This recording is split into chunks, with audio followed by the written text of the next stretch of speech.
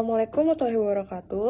Kami kelompok 8 akan memaparkan materi tentang hubungan antara kandungan logam berat dan sifat tanah di lahan bekas tambang. Latar belakang pada topik kali ini yaitu yang pertama, kegiatan pertambangan menyebabkan kerusakan lingkungan. Lalu yang kedua, membentuk tanah baru minisolis dari limbah hasil pertambangan. Lalu yang ketiga, minisolis memiliki kandungan logam berat tinggi dan kesuburan tanah. Lalu yang terakhir, logam berat dapat menghambatkan pertumbuhan tanaman. Selanjutnya, saya akan membahas mengenai karakteristik minisoils. Dari hasil penelitian yang didapatkan, menunjukkan bahwa tanah bekas pertambangan ini memiliki pH yang sangat bervariasi dan beragam, mulai dari pH yang sangat asam hingga pH menuju ke arah netral.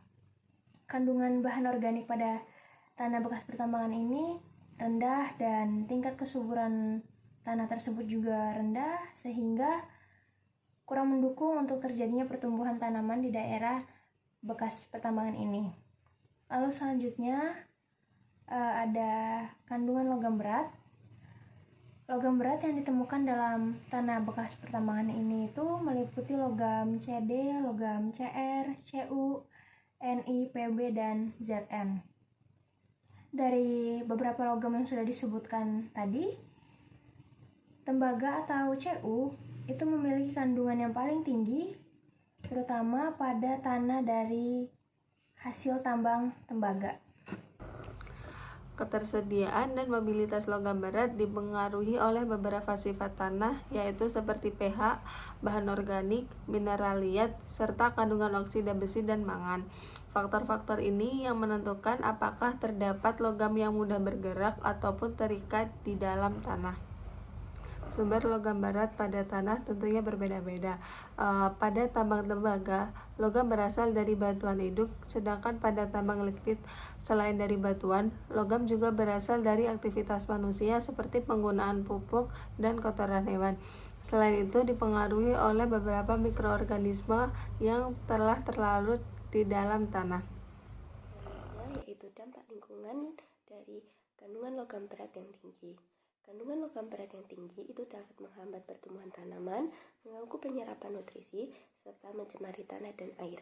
Hal ini dapat membuat proses revegetasi atau penghijauan kembali menjadi sulit dilakukan dan membutuhkan waktu yang lama. Kemudian, upaya penanganan untuk mengatasi masalah ini dapat dilakukan dengan penambahan bahan organik, peningkatan kandungan mineraliat, serta pengolahan limbah tambang yang baik agar ketersediaan logam berat dapat dikurangi. Berdasarkan dari penjelasan teman-teman saya tadi, kesimpulannya adalah tanah bekas tambang memiliki kualitas rendah dengan kandungan logam yang tinggi, terutama pada Cu, sehingga berpotensi mencemari lingkungan dan menghambat pertumbuhan tanaman. Ketersediaan logam sangat dipengaruhi oleh sifat tanah seperti pH dan bahan organik. Oleh karena itu, diperlukan pengolahan yang tepat untuk mengurangi dampak negatif dan mendukung pemulihan tanah.